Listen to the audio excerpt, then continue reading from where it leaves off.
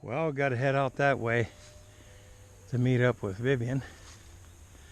But this, see, that would be southeast.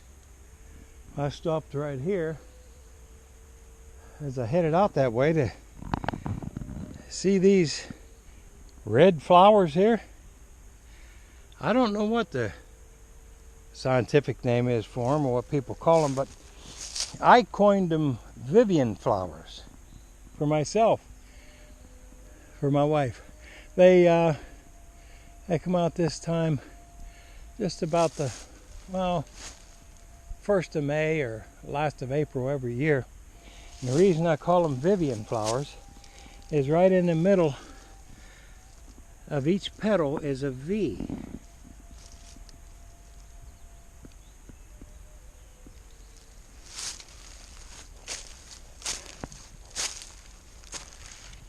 They're just starting to come out, as you can see. They're in a half of them, I think, is just a bud right now. But there's quite a few of them here, so I'm going to have to work my way through this green briar and multiflora rose. A little bit of light getting in the woods in this area, and that allows that brush to grow real good. I'm heading out that way.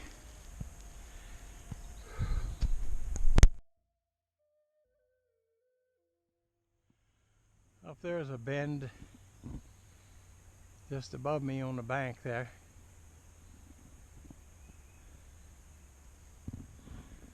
Now here we go.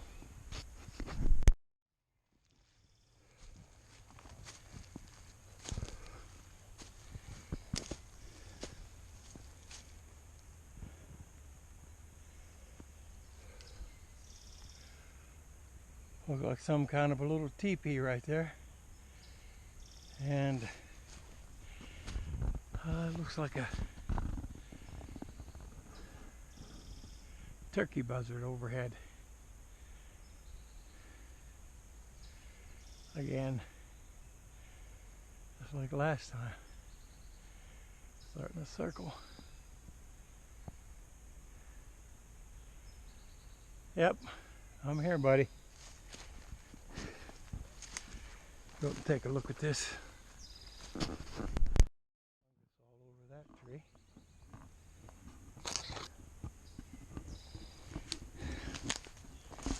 Leans up against this one.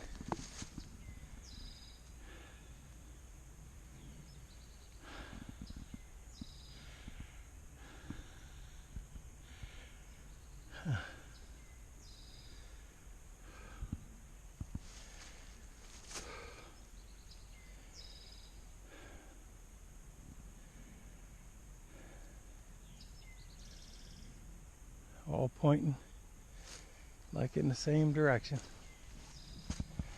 There's a bend up there.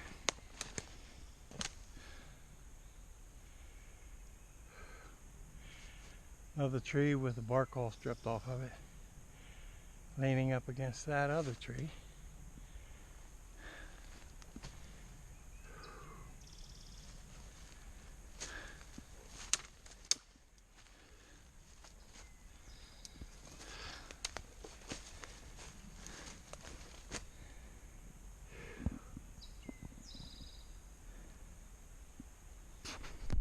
Dogwood blossoms.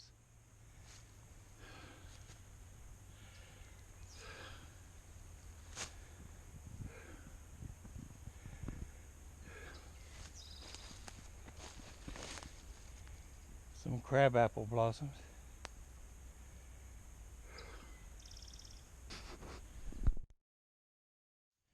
I'm standing up here at the base of this tree. One of the sticks is in the tree, kind of giving support to everything else. Happens to have a fork on it, so that the fork off of another one could stick in it. Yeah, that looks assembled. Well, I see a lot of things way up in there. crow hollering off in the distance. But I'm heading out this way.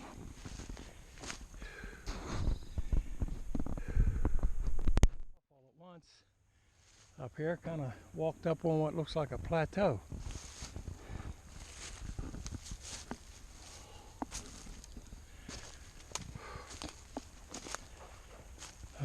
Beech tree.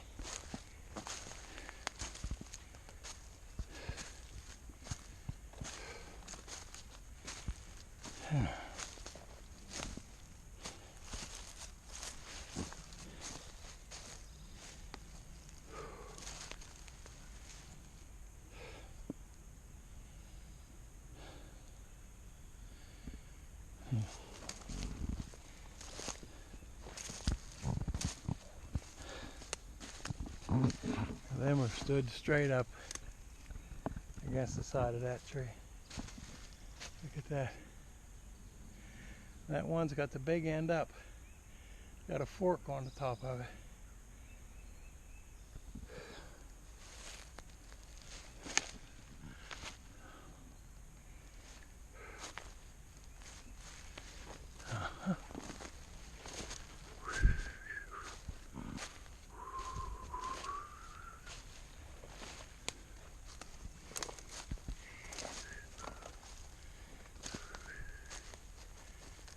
Oh yeah.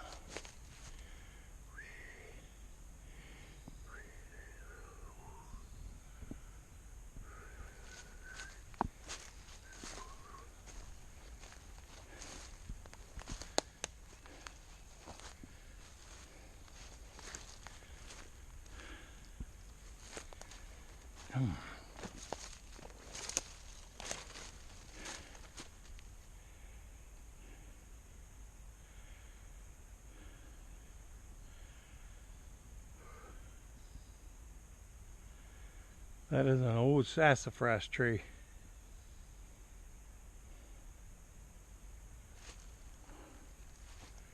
And right there, you don't see them much bigger than that one. That one with that coarse bark. There's a good bit of sassafras growing right here. A lot of these trees are sassafras.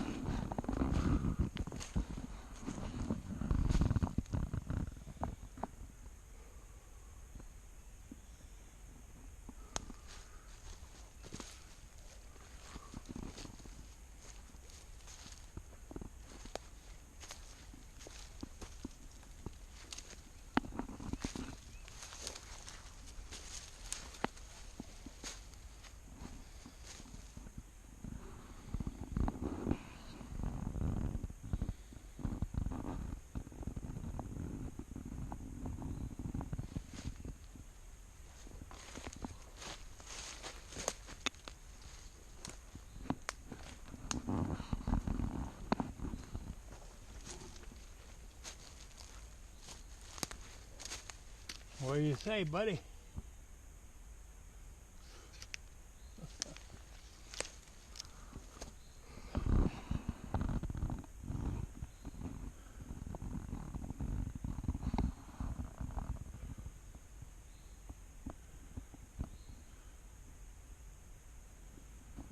Well,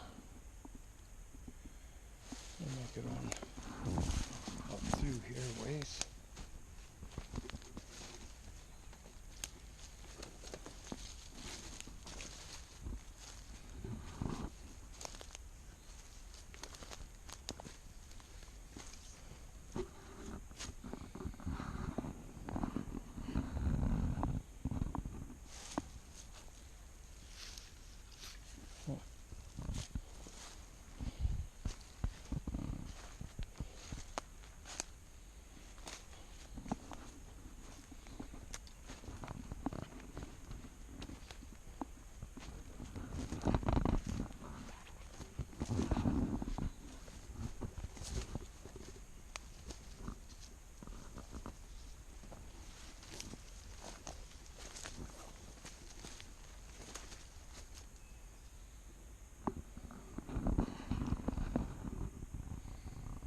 The way these trees are gnarled and bent around, look like something out of the Lord of the Rings.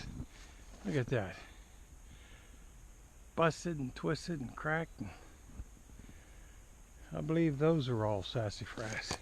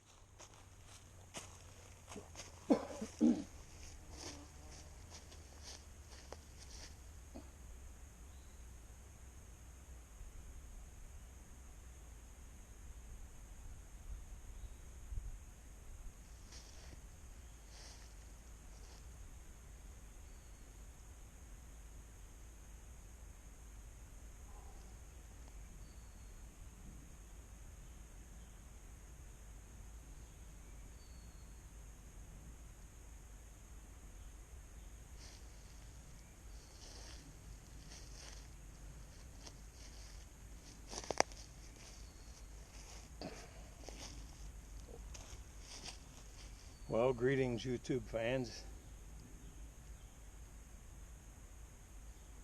I mentioned in the last video that I made on Temple's Ridge that I don't think this is the default world, if you want to call it that, for what people are referring to as Bigfoot or forest people. I believe they are what is more correctly called interlopers, which means visitors to this place that don't belong here. I think they're allowed to come here, and they do. But they have a default base reality where they live at. That's where their homes are, their families. And for what reason they come here, I don't really know. But it seems like they have this presence of mind that even they understand that they don't belong here. because they hide all the time.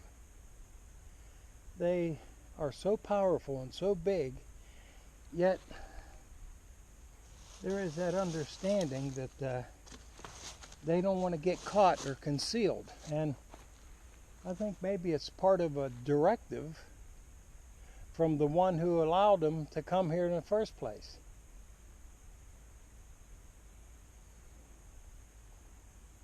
I think they've been told, don't get caught, don't interfere with what's going on that planet, don't make things change, just go there, and they may be observers or watchers or reporters that report back. But anyway, there's probably more than one. And I can't help it. I have to bring the Bible into this from time to time, because this is the only one that just emphatically states that there is a whole host, which is a myriad of beings in space, a whole host in heaven. And they probably look somewhat similar to each other in a large part, and then other ones don't look like it at all, don't look like each other at all. Some of them look like us, but most of the ones that I see someone having taken a picture of or a video and put it on YouTube, they look like us in that they walk upright, bipedal, seem to be mammalian, have a sense about them, are intelligent. But yet the Bigfoot that I commonly see doesn't look too smart, even though I know that everybody says that he is. It just seems like anything that has its face covered in hair, you know, like you got wherever Chewbacca come from, it must be where they came from. But that was Todd Standing that took those pictures, and others that I've seen that were covered in hair. But then there's been a few, and one I can think of is Robert Dodds, or Dodson, or Dodson. He had a pretty clear picture of one looking out through the bush. All of these things had the desire to be concealed, to be not found out. But yet, even with that overwhelming desire to stay hidden, they couldn't help to come and peek, because they're curious. And I think the reason is, as far as my understanding, the only one that I see, God created all these things. You can read the account in the book of Genesis. Made all the animals and all that stuff at one specific time. But when it came to making mankind, he said, let's make man in our own image. Now, he didn't say let's make some dirt into our image and call it man. He was referring to man as something that already existed, and said let us make man in our image. And we are, I guess.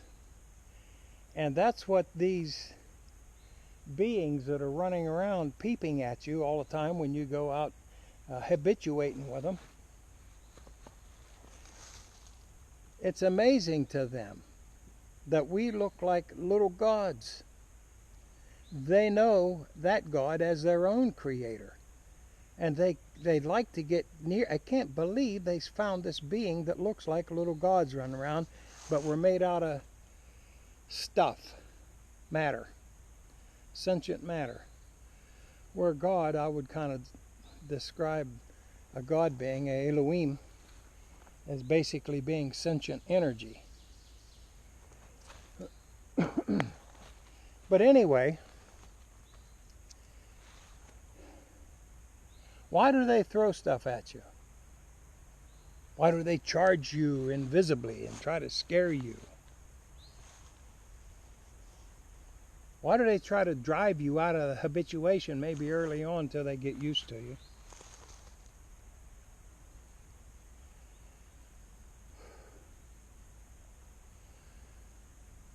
they do it. Why don't they just run away? They got the freedom. You can't see them. Why don't they just split? It's because they don't live here.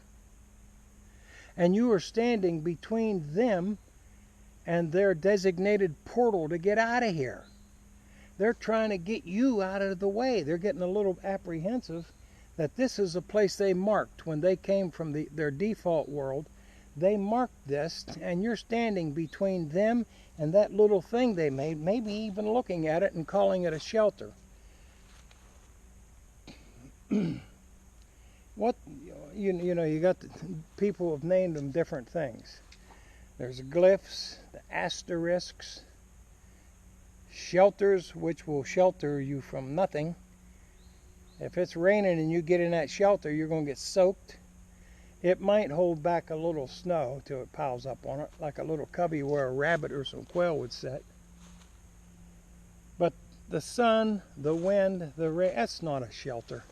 Besides that, some of the ones I see them looking at, they're only like the top of them, 4 or 5 feet off of the ground. And these same people were telling me that they see a Bigfoot, or telling you too, to see a Bigfoot or a Sasquatch that is 9 feet tall and weighs 800 pounds. And he runs so fast you can't even see him, and suddenly he stops and tries to squeeze in one of them little things. They're not that. Now, he'll run into it, he just runs right into it, but they have a way of jumping to their original default home, wherever it is in another dimension. And there's a lot of them, these forest people, that are all different size, colors, and shapes. Sasquatch is one, and the Sasquatch that Todd Standing took is either thin, fine hair. One person said it looked like a Muppet. You know, that's kind of degrading to say that. Yeah, it's something to come up with to laugh at. But I think Todd Standing was genuine, serious man, and that's what he took a picture of, and that's what it was. That's what it looked like. And the other one with the eye that batted like that looks as real as anything I've ever seen. And they both gave this impression that back in there somewhere was some intelligence. You know, I don't know if it was a kind of intelligence that might sit down and take a pen in hand and bring out some simultaneous equations and work out some Boolean algebra and come up with a PC board that they could stick inside of an Apple computer. I don't feel that's their expertise, but they are sentient and they are intelligent in ways that we don't appreciate maybe. But then there's the one that Robert Dodson took a picture of, peeping out of a green bush that looked like the Jolly Green Giant.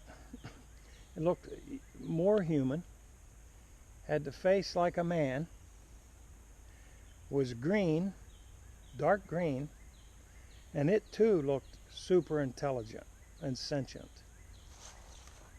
And there's others. There's 3 right there.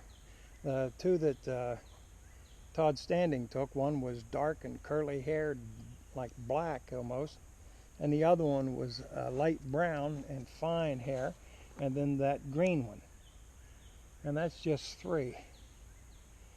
But I'd mentioned before that I think that there are little ones, and so do the Hawaiians and the Polynesians back 5,000 years ago, and every American Indian tribe, and the Icelanders, and the Irish, and the people that live in Eastern Europe. They all have traditional history that speaks of these things. Whether these communities or cultures, they were so far separated, whether they spoke with each other or not, they still come up with these similar things that they say they've seen. Anyway, that's what I believe is out here, is all of those, not just the Sasquatch. I think that it behooves them, if for some reason, they know wherever they live that there are these other dimensions, and I don't think this is just the only one there is. One of them is where Elion lives and Yahweh, Elion the Elohim, which are similar to them but are in charge because they are the creator. They are God. They are, and that's man's potential, is to be born into that family once you go through the metamorphosis of this life. And at that time, the Bible actually reveals that we will see them like they are, and that no longer will our teachers, as Isaiah says, be removed into a corner, but will plainly see him face to face, which we can't so easily do right now. But I think maybe some of these beings have been born on other planets, maybe in other galaxies, which is really right there. I know we think that light moves 186,000 miles a second. If you had an airplane that would go speed of light, you could go around the Earth 7.5 times in 1 second. How far would that plane go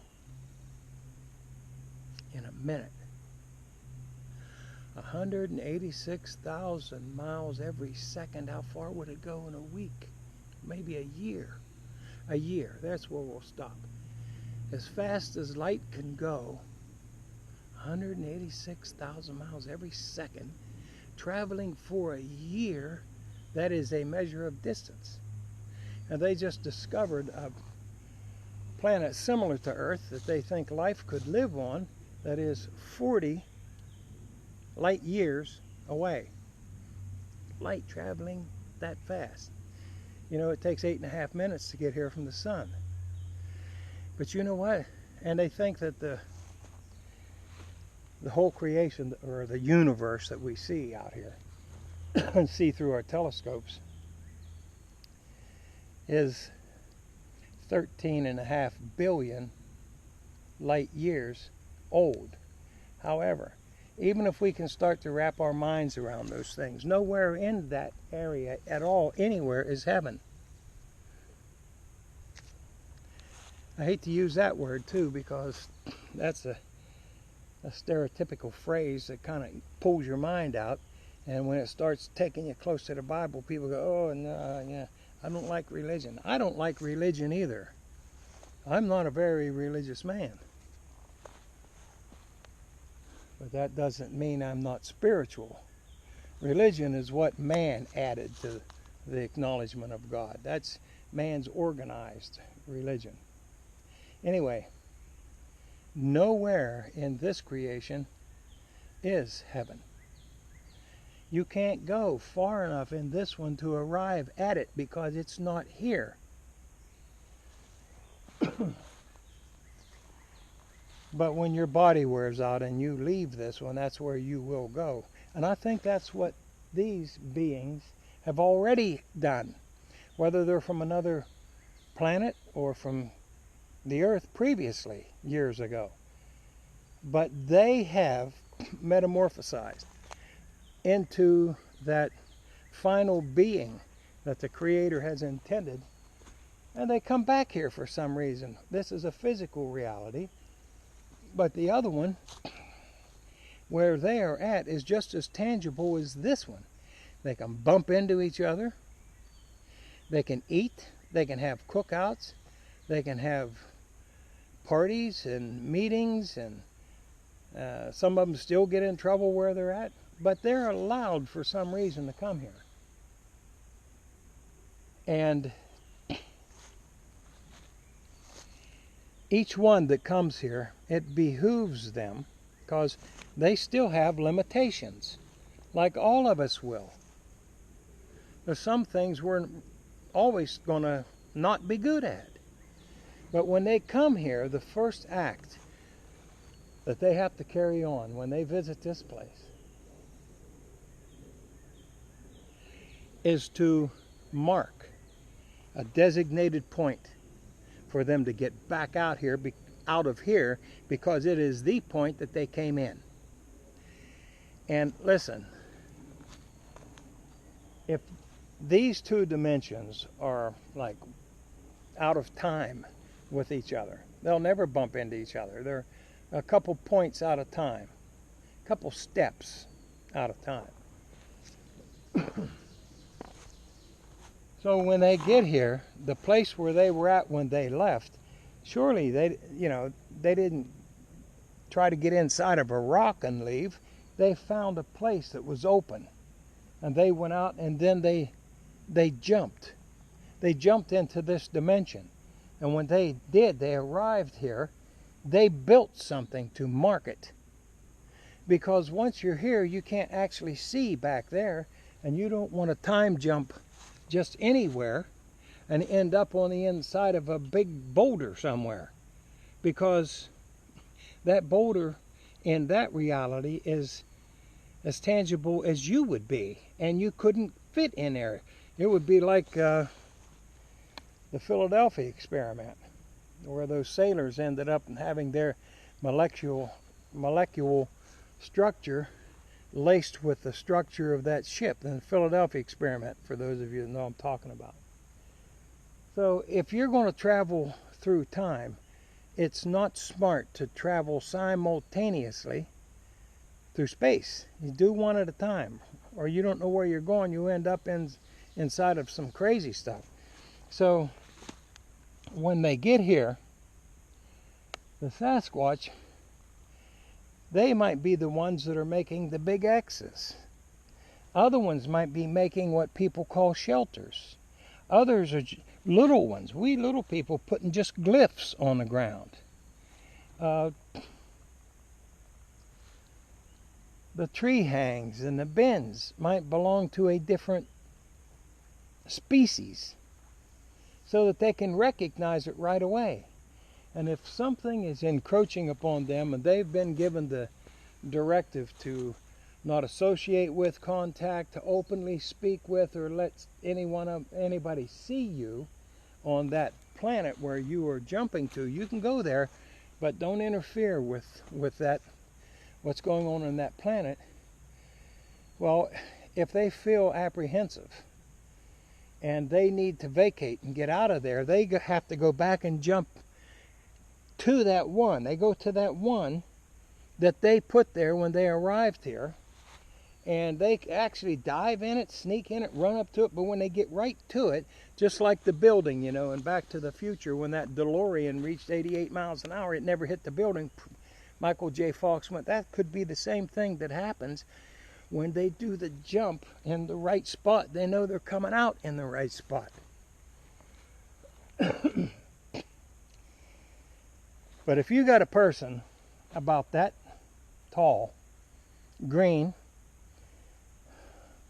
I don't know if it's based on vegetation or animal or whatever, if it's about that tall and it is very apprehensive about being discovered or caught, it's going to look for that thing that it left to jump into. And if it can't find that because you cut off its path back to it, it may jump into a similar one because it knows that one of its kind came from the other. The only thing is, it doesn't know exactly for sure where it's going to arrive at on the other side. It might be over there a week different, or a month different if it's an old one. Or it might be, because spatially there's a difference also. It could be 200 miles from where it departed, even though it's only 200 feet away from the original one they made.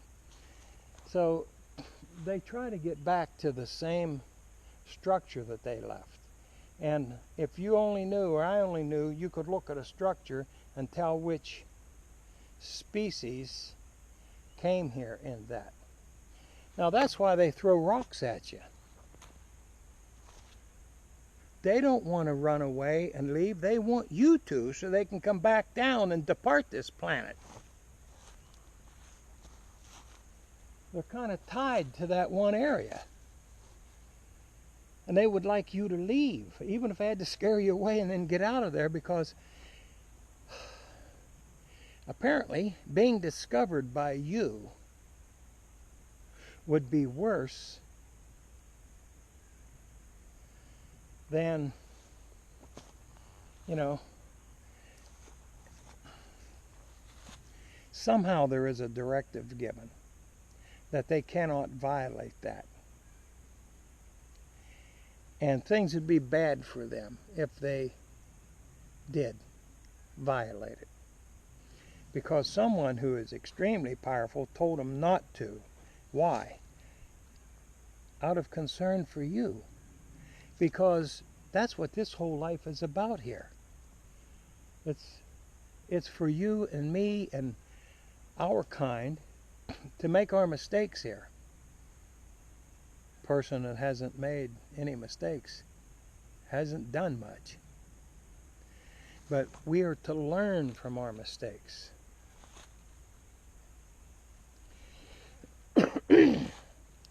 You know, it is playing the fool just a little bit. It's a little bit foolish that we have to learn the right way of life by our mistakes. Foolish. Which is the opposite of wise and wisdom. A fool learns from his mistakes, but a wise man learns from the mistakes of others. Doesn't have to live through it himself in order to get it. A lot of people, you can tell them over and over, yeah, I know. You tell, oh, yeah, I know. Yeah, I know. And then, bang. Oh, wow. What happened? I was holding that hammer the wrong way. I hit it this, didn't I tell you that? Well, yeah. A wise man learns from the mistakes of others, doesn't have to actually experience it. But these beings around here, they're not all the same kind. They don't build all the same kind of glyphs. That basically is telling them, I believe, where the safe points are to leave this reality in order to end up in a safe place back there. And if you go back in the exact same one that you left here when you come, you end up in the exact same place. You know, what is this? 2017. What made me think of this is, like I told you before, I really love the outdoors. I spend a lot of time in it. Ginseng hunting, fox trapping, muskrat, mink, coon, all that stuff. Back in 1976, I think it was, I had some outdoor articles published in National Magazine, Fur Fishing Game, and also statewide in Pennsylvania Game News. That got me on to writing. I enjoyed helping people to learn. I think the first article I wrote was for Fur Fish Game, called How to Start Trapping, because there's a lot of mistakes a guy can make first, and I thought maybe somebody doesn't out there might not insist on learning from his own experience, but maybe I could help. So I did. And then, let's see, after that, I wrote a science fiction novel called The Caverns of Time, and I left it from the late 1970s. I left it in a manuscript form somewhere in my desk when I moved from here to there to there. I kept taking it everywhere with me until one day I decided to go ahead, edit it more, and put it together and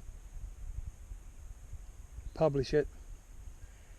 And I don't know why. I at the same time, I like to help people that want to know. I like to help them. I don't like this, you know, pat me right here, you know. So it's kind of like I want to hide and help people, but I'm not an extrovert. Anyway, instead of sending it to the publishers, I just self-published it myself. And I put it up on Amazon, and I've sold them, still selling them. It's called The Caverns of Time. And you get it in a hardback publication or an EPUB, whatever. But the reason I'm telling you about that is it's called The Caverns of Time, but it's about visitors here from another place, another world, that, their mode of operation was here on this planet, was to make sure that they traveled in their spaceship to anywhere that there was a large X on the ground. Anyway, I kept that all these years and didn't publish it till, I think it was 2012 was the last edition. I think it was 2008 when I first did it, but 2012 is the last edition. I edited it again. But anyway, they were to travel, of all things, to a large X before they stopped the ship in that specific designation and then traveled in time. That would be so that they could avoid a mountain growing up around them because of plate tectonics and things. If they arrived there and then later on coming along was this place where a mountain was to, grow, that you had to make sure that any place you traveled in time while your ship was sitting there stayed the same for eons and eons. No earthquakes, no, anything like that. This is going to sound odd to you, I know, but this is truth.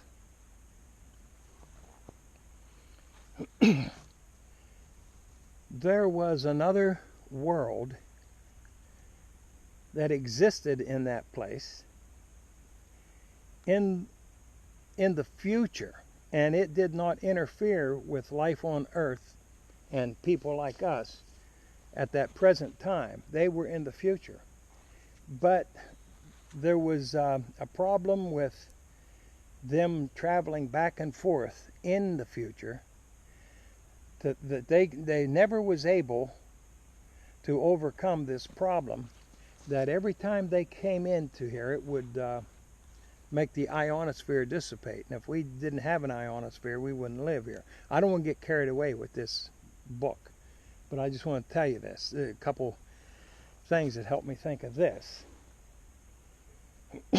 Well, one day they traveled through time and through space distance simultaneously on the surface here, and a mountain grew up around them, and as it came in and wedged the ship, it stopped, and it stopped that progression of time and distance. And there's a couple spelunkers here in Pennsylvania that discovered this cave and went inside, and there was a spaceship squeezed to a stop inside of a mountain. And anyway, once you get into the story, they lived in a land of Nod, which means wandering, and they had this beautiful, huge city with all these things that man's never dreamt of before, but there was a forest outside of it, and it had these big hairy things in it. These were like something from a horror film. They were called moon diggers, and they were, anyway, I don't want to get into that. Keep telling you about that all the time. I just wanted you to see the similarities, that if they had to travel from this planet to another in our time, because the ionosphere allowed it without dissipating. So they had to come in here in our time and then travel through time itself while they were here to get to Nod. But if you were out walking around exploring this planet on foot, if you just knew in the woods which trees, there was a designated place where if you walk between these two trees, you step out on the other side, you was like in another world. You looked around, you step back and forth and see that this was a line of demarcation between two dimensions. And it made me think about what we're seeing here, all these people reporting. You know, they're reporting supernatural experiences, all of them, and denying the supernatural aspect of it. So they got some experiences along the way that they're going to have in order for them to learn. But I just wanted everybody to know, you know, my opinion. I'll put a web address on the bottom of this down there somewhere, so that if you want to see the book, you can see it. Because there's a little synopsis on the front, and it kind of explains it. But I think it helps to understand this new paradigm that we're entering into, and how these things can be. So there's more than one being, but if, say, you were one of them and you were here and you was exploring around and maybe looking for that thing that is really important to you, for some reason, I don't know why they're allowed to come here, and you heard voices and you looked and you saw people coming, which would cause all kind of repercussions if you were found. So you happen to think, wow, my glyph,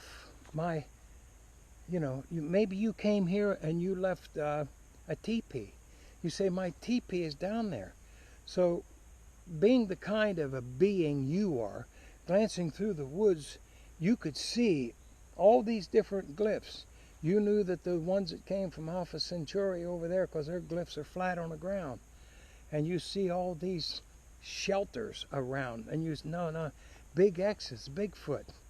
And you look down and you see, oh, there's the teepee. Is that the one I brought in? And the people start coming. And you work your way around and you keep watching them, because you don't want to leave. You want them to leave. But guess what? They can keep coming right at you and looking and taking pictures. And so you work your way down, and you can't find yours. You knew that it was down that way, but when you got almost there come his buddy up that way.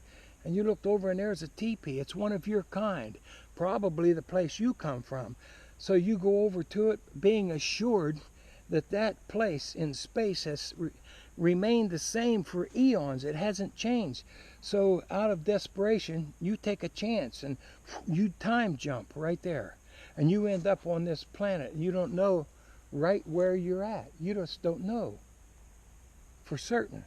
But as you work your way around and inquire, you find out, oh crap, what would be the same to us is like 300 miles I gotta go. See, I really wish that I placed one there when I really wish that they hadn't come up through there, so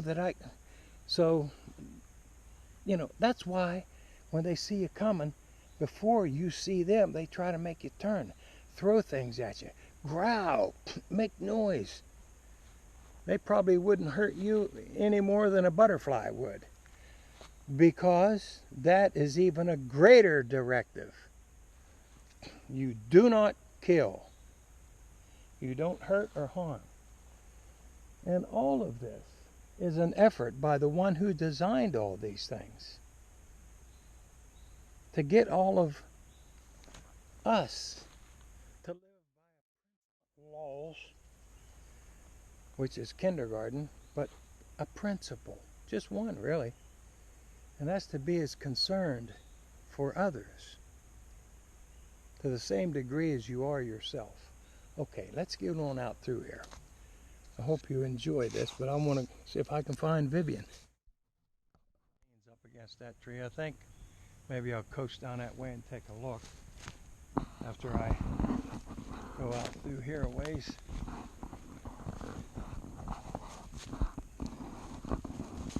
I hope I was clear enough in what I was trying to say there. No doubt I left a whole lot of stuff out. But if I remember some of the things that I should have said and didn't, maybe I'll remember to bring them up in some future talks that I have. Look at this thing here now. That's a beech tree. It's broke there. Up there it's been grabbed and pulled down and broken.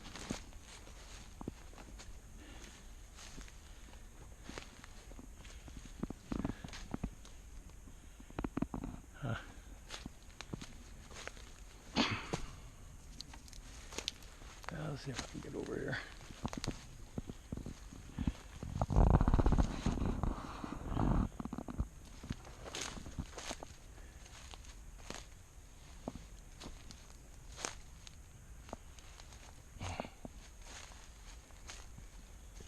Boy, there's a lot of sassafras on this hillside. Some of them grew up very big. When they get pretty good size, the bark starts to get real rough on them. And look down there. I don't think I'm going to walk down that way because that's retrograde. That's taking me back. Maybe I should. Dang it. Because I don't want to miss anything. But I see some breaks here and there. Looks like something's been pretty active in here. I want to work my way down, right down through this greenbrier and take a closer look. Well, I'm glad I come down through that stuff. Look at that. Look at all those stacked up there. Now, that tree's got leaves on it. It's still growing.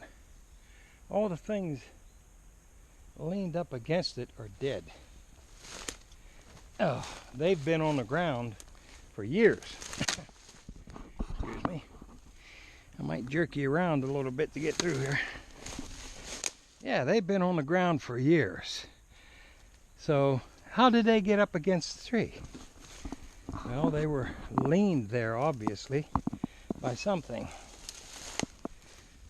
Boy, I detest this greenbrier. It's like walking through rope with snail hooks on them. Look at this.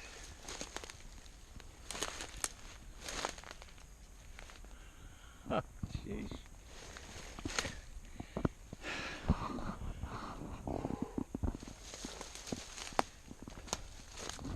And this.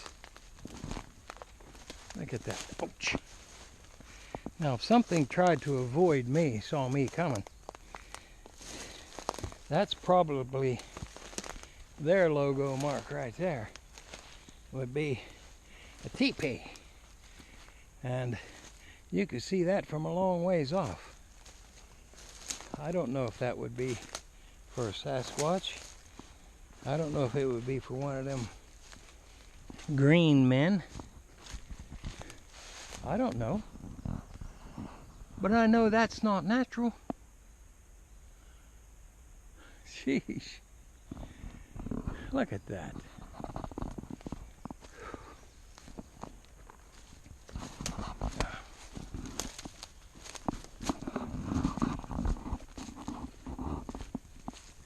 See if I can get out of here.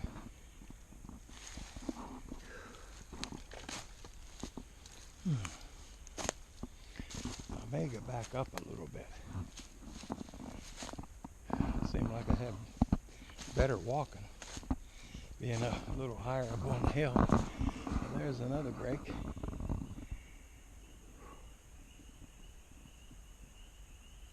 You hear peep frogs down there in the bottom.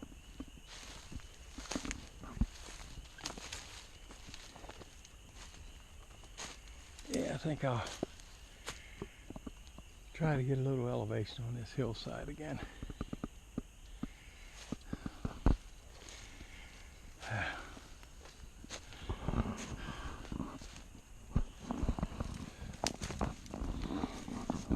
Yeah, I would like to. You know,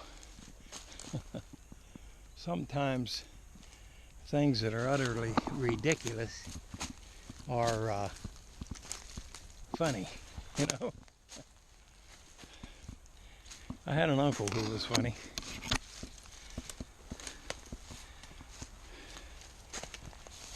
he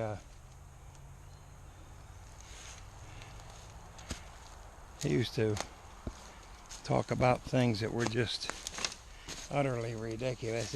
Some of them really made you, they were so crazy they made you laugh, you know. He's talking about somebody asked him one time to do something.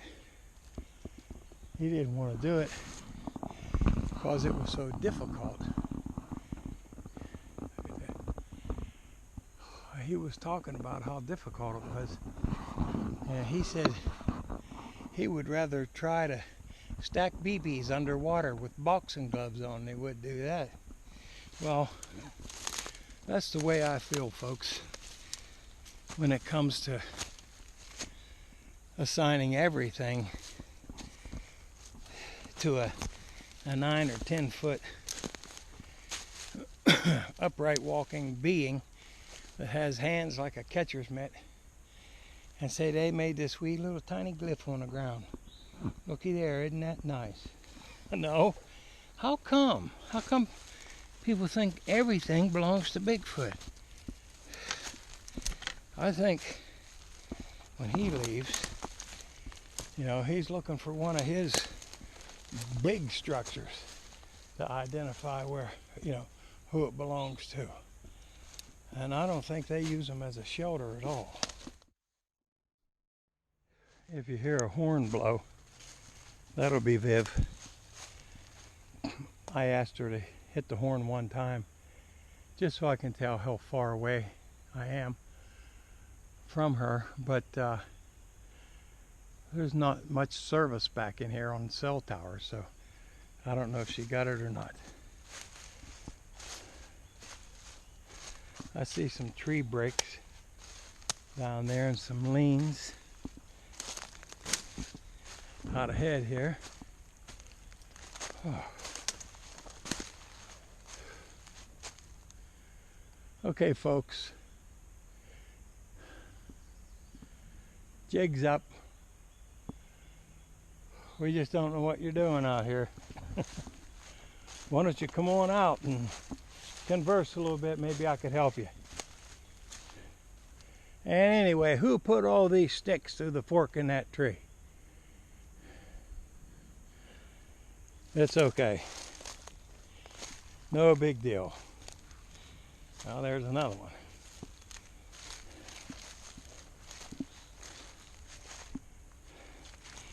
Don't have any ex-people in these woods, huh? It's just you kind that make all the leans.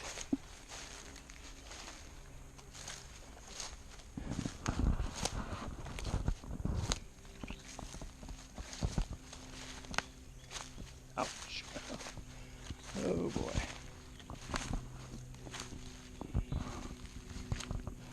Listen, all you folks that are having a good time out in the woods now in your 30s, 40s, and 50s, you enjoy it. Go a lot. Have fun. Enjoy this world. Nature. So I just was at the doctor's yesterday and got him to write me out a prescription for knee braces. And I think they might be able to help me if I had a couple. I always had strong legs, strong knees. Jump off of real high things too and hit the ground and roll and all that. Ran 17 miles before I could fire my M14 in the Army. 17 miles all at one time, no stopping. And now it's hard just to walk. I don't know if I could even run now at all.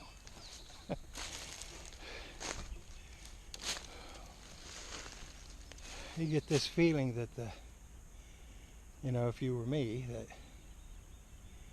your knee just might go sideways on you at any given time. The last thing that happened to me there about 5 years ago is I tore a meniscus in my knee. That was wow, that was the most painful thing I think I've ever had. But I got over it.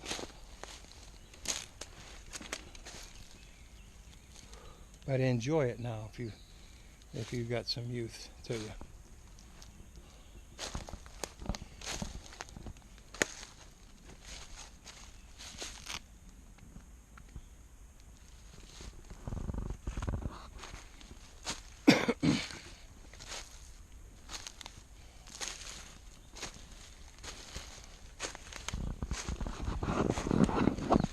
Excuse me a minute.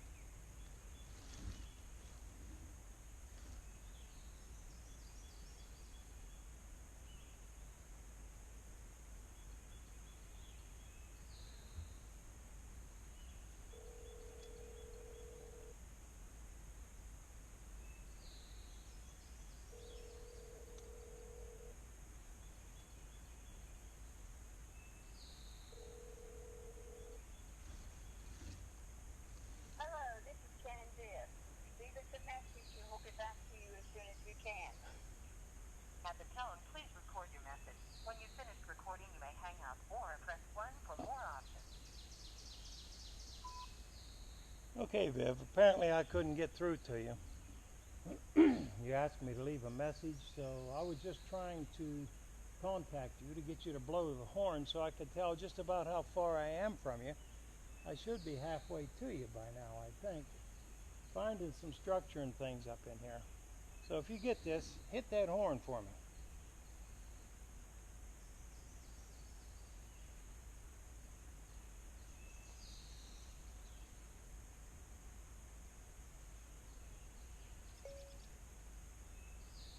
Vivian, let me know if you get this. Hit your horn. That was another text message. Now I have 2 towers up here. And it says it was delivered. She's sitting in a valley. She probably doesn't have any towers. We'll see. Okay. I see a tree break right over there.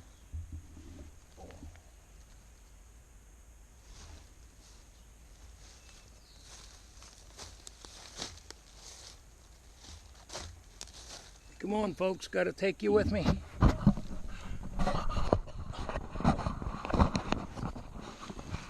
Okay.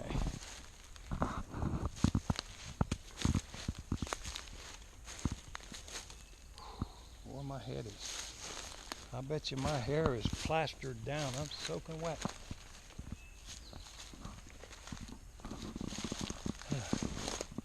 I'm sweating. Well, there's a tree break. Down below I saw a tree bend. I want to check it out. And there's another one up here.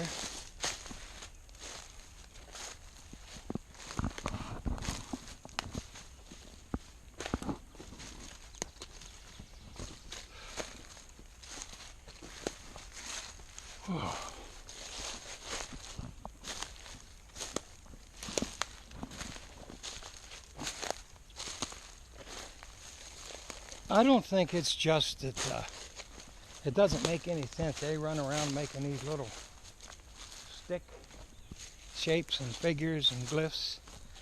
I think these are important to them. It tells them something. It marks something out so they can find it again easily. And it doesn't necessarily have to be that it's for navigation on this planet. It's not telling them where to go or what to do while they're here. They'll go where they want to. This tells them about a location on the place that they came from. that if they want to get back there, here's where they jump from. And it'll take them back. Whoever made this can go right back to where they come from. Look at this.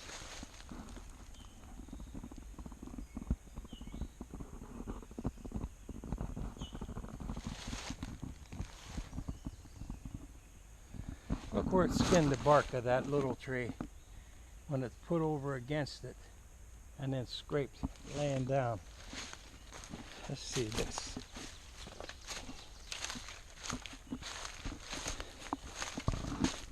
Somehow, that really, really old one, see how rotten and old it is? Got on top of that young maple.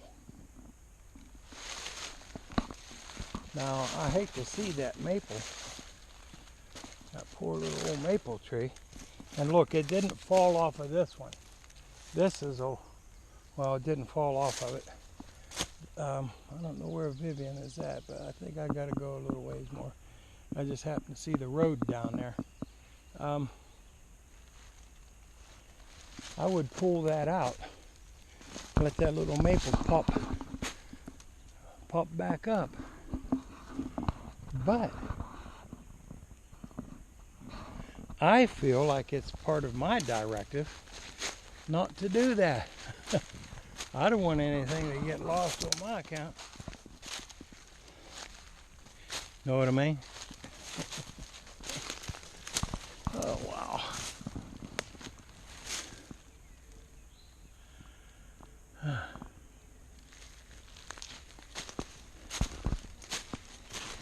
Oh, what the heck is that? A pile of rocks there. Excuse me for jerking you around like that. I wish I knew how to keep this more stable when I was walking. Saw one person said put it on your chin and push it against your face and you won't have that vibration and jerking. So I tried that. When I got home,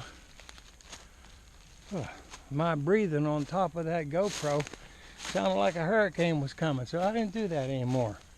So here's that other tree bend. I'm gonna walk up. I ran into that little one on the way up. Here's the other one.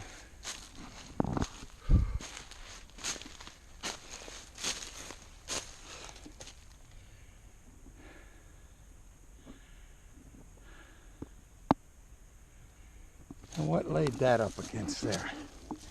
Isn't that nice?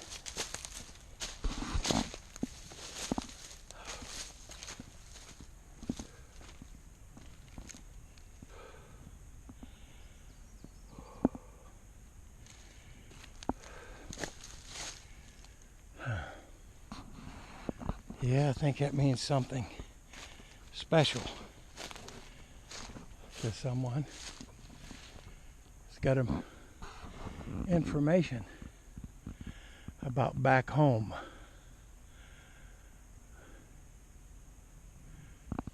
Do that again.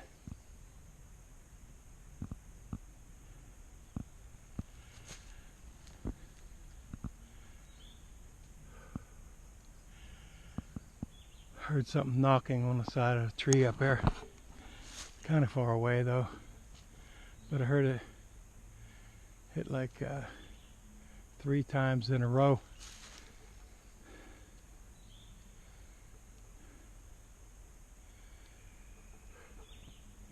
I can hear a pileated woodpecker out there ahead of me. Something big and sitting on the ground here.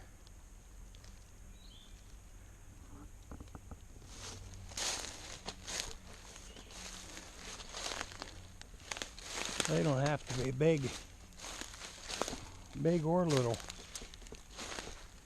I know I don't mean to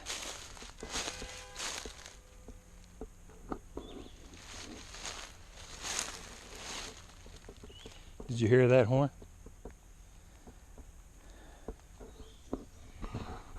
Okay, hold on a minute.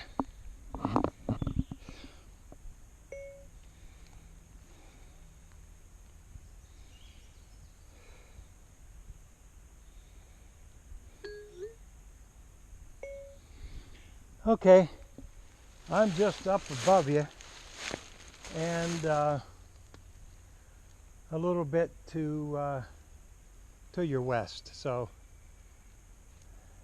I know where you're at now. I'll be down in just a little bit. Bye-bye.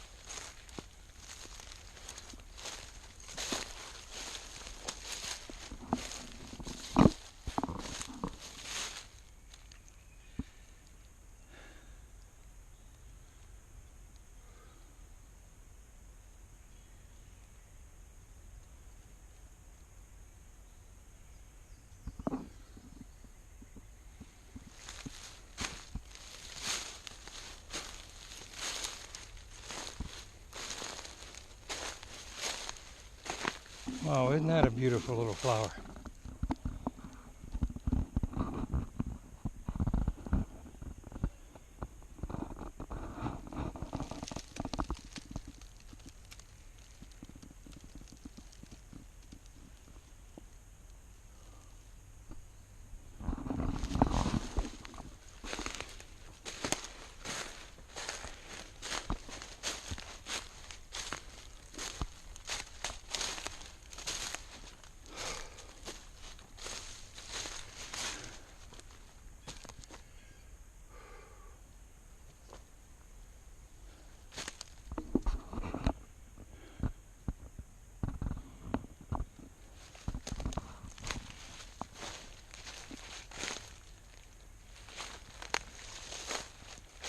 Well,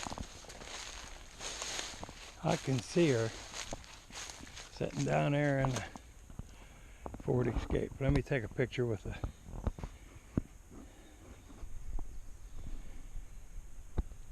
There's a bunch of green leaves right in covering the door, but I can see the hood. Oh, you're walking around the car. Okay. Yep. Can you see me? I'm moving. Back and forth, I'm moving. Okay, hey, hold on a minute. I'm going to shut the phone off and turn the light on.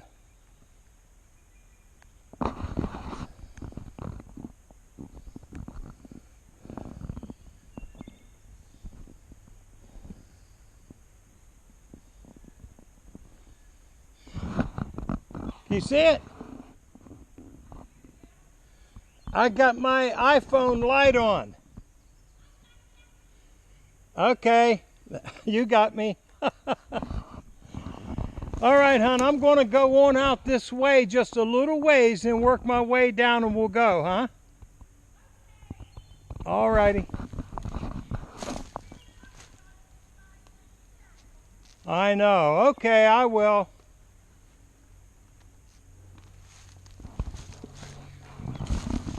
Well, folks, that's how you do that. Viv has COPD. And she can't get out like she used to. If you can, please get out. Enjoy this life. Enjoy this world. Nature. It's wonderful. It's everything. It's life. But she has COPD. you know, which is a progressive thing, and she does really great at it. She goes out with me once in a while. We sit on a log, kind of a static situation, and turn the camera on and see when we take it home and go to edit it if it picked up any movement or anything. And sometimes it does.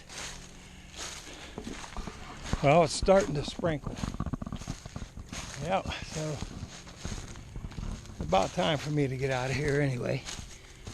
I'm gonna walk out here and start dropping downhill. I see some tree lanes.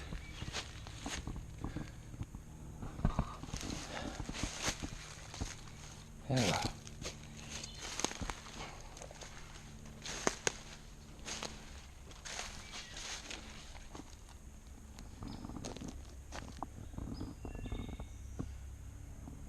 Come on, guys, say something.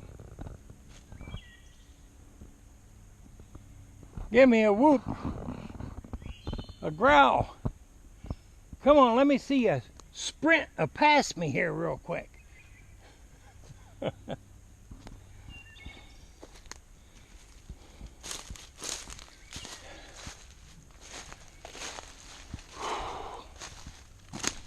Okay, one of these days, whenever you're ready,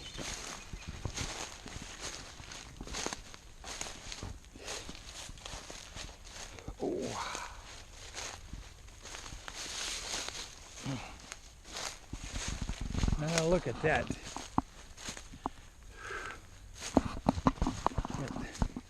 A big gold triangle stood up there. At the top of it comes together in a little X. Okay, now which one of you are the X guys?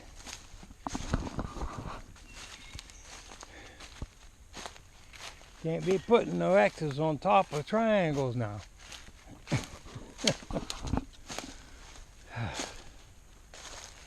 Yeah, I think I'm gonna start down by this old beech tree here.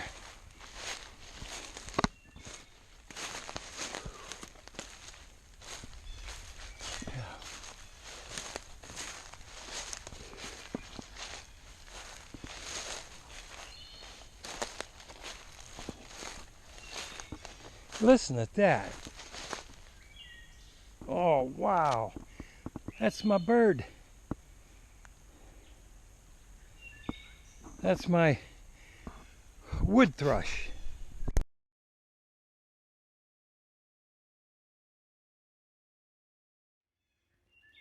Listen to that. That is my favorite bird. That's my wood thrush.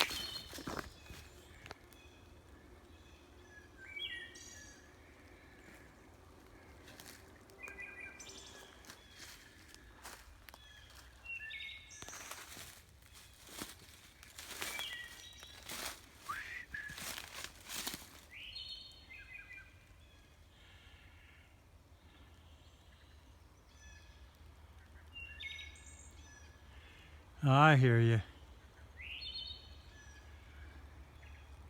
Sounds like a vehicle coming down the road. It was one of those gas well support vehicles went up the road as soon as I got up the trees.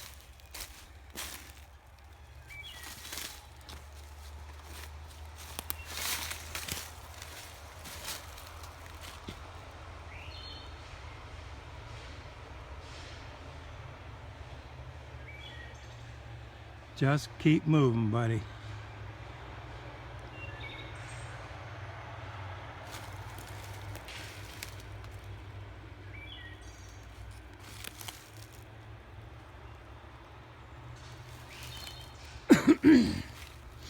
Yeah, the wood thrush is a migratory bird.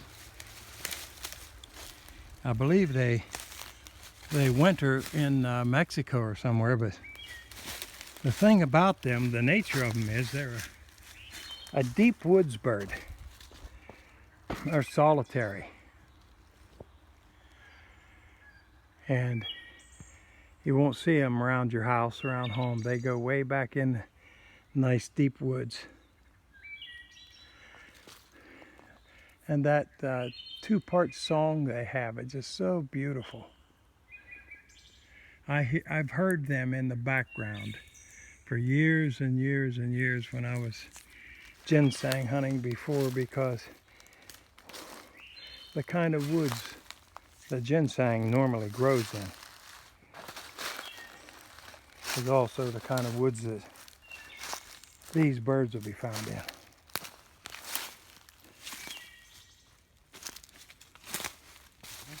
There she sits, down through the thicket.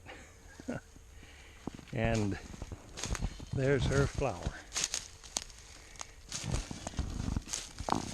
See the V in the tip of all of the leaves, or petals, flower petals?